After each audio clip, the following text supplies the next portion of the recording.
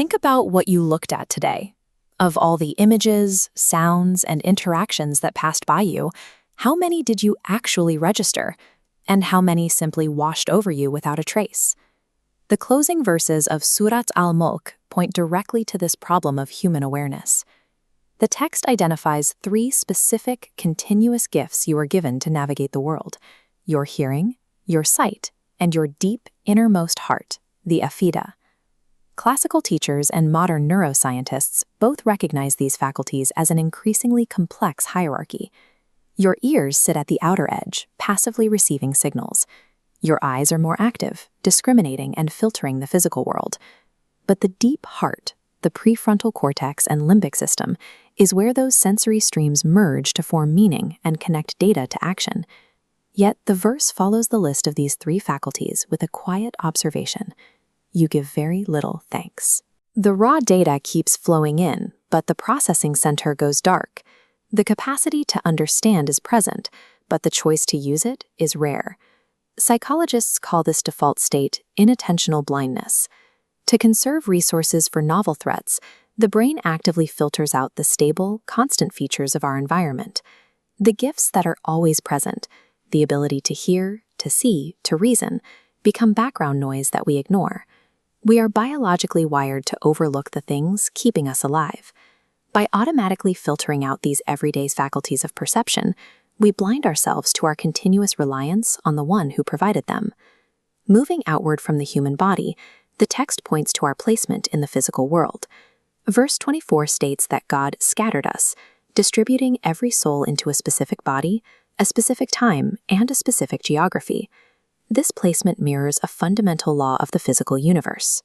In physics, entropy describes how complex systems naturally disperse over time. The Quran uses the word dara'akum, a term for sowing seeds, to describe our distribution across the earth. It frames our presence here as a specific, intentional placement within the vast dispersal of matter. Just as systems can reorganize into new coherence, the verse promises a second stage. What was scattered will be gathered back. Every dispersed piece will be pulled back to its original source to account for the life lived between those 2 moments. Skeptics in the text mock this promise, demanding exact dates for when this gathering will happen. The prophet responds without pretense. He states clearly that he is only a warner, and that the precise timing of the future belongs to God alone. Complexity theory shows us that in any sufficiently massive system, tracking the variables to predict a long-range outcome becomes structurally impossible. Admitting you don't know the hour of the end is an accurate recognition of the boundary between what a human mind can grasp and what belongs strictly to the architect of the system. Verse 29 offers a method for navigating this unpredictable system: tawakkul, the practice of radical reliance on the merciful. This is the active, deliberate process of testing a foundation to ensure it holds, and then placing your entire dead weight onto it. You do not stop working or planning, but your core rests on a base that does not shift. Modern research into the neuroscience of uncertainty confirms this dynamic. The human mind's threat response system is not calmed by removing all uncertainty, but by the presence of a trusted attachment figure. When the nervous system registers a secure, unbreakable connection, the panic stops. True peace comes from realizing the structure holding our weight is not of our own making. The final verses present an image of absolute deprivation.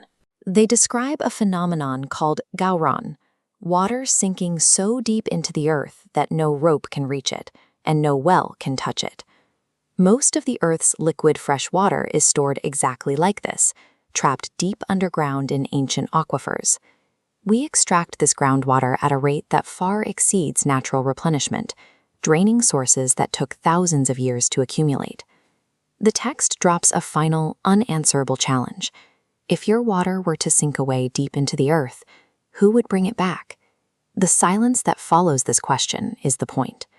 The surah opened with a sovereign hand holding the entire cosmos.